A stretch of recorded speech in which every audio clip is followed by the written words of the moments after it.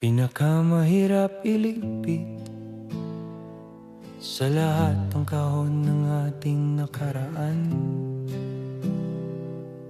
Hindi dahil sa bigat ng laman nito, kundi dahil sa bigat ng pasyang kinakailangang buhatin bago pa man ito permanenteng maipinit.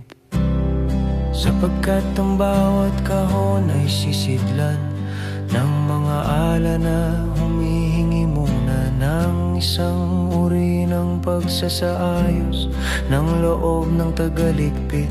Isang mabagal, mahinahon, nanginginig na pagpapasya na umaasang mabubuksan.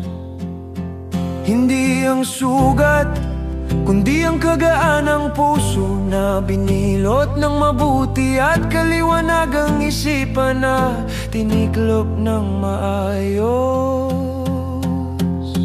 Sapagkat ang pagharap sa kahon ng ating nakaraan ay hindi lamang isang pagsasaayos ng alaala, kundi isa ring tahimik na pakikipagkasundo sa lahat ng minsan nating pinatakas, pinalaya, hinalala, nilimot, isinuot, isinilit, itinangi, iwinakse, minahal. Minahal, minahal.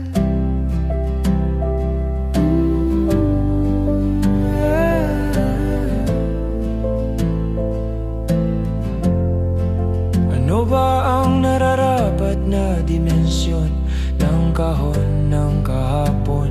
Gaano ba ito kalaki upang paglamnan ng lahat ng hindi natin nasabi?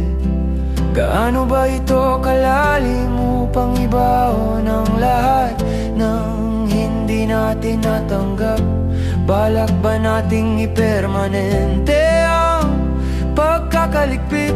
O araw-araw pa rin nating babalikan, hahalukugin, bubuksan parang isang dalanginaw, walang dulo na maaaring ikandado. Ano-ano nga bang napagpasyahan na natin isilid? Mga larawang kumupas na ang kulay, ngunit hindi ang igaya o kirot. Mga liham na hindi na ipadala, o sadyang hindi na dapat muling basahin. O sa muling pagbasa ito'y mas malalim kung mamarapatin mga pangalan, mga pangako, ang sarili nating anyong iniwan sa isang panahong hindi pa natin tunay na batid. Kung paano magpatawad sa lahat ng ito, marahil ang pinakamahirap simulan ay ang kusang loob na pagliligpit.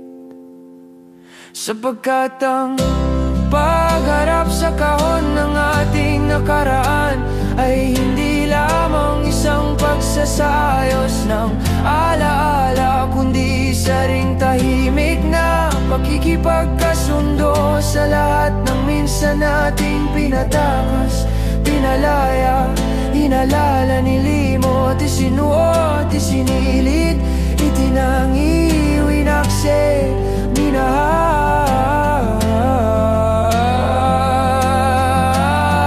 Minahal, minahal.